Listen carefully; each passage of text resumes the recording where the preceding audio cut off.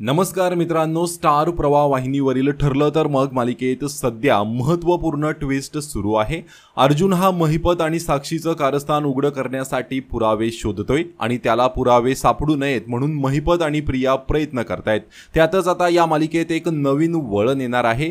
प्रिया सुद्धा महिपत आणि साक्षीच्या कारस्थानांमध्ये सहभागी आहे। तिचा सहभाग उघडकीस आल्यास सुभेदार घरातून हद्दपार होईल या विचाराने ती आता चांगलीच घाबरली आहे।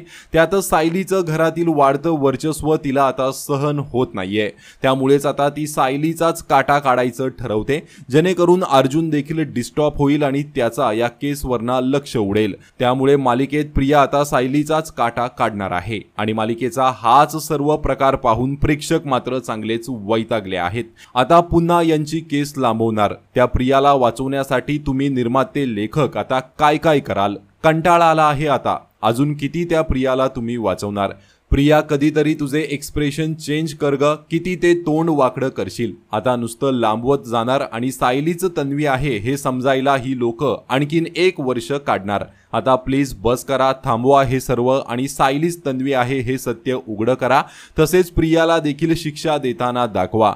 प्रेक्षक पाहत आहेत म्हणून किती त्यांचा अंत बघाल तुम्ही लोक, अशा कमेंट्स प्रेक्षकांनी केल्या आहेत।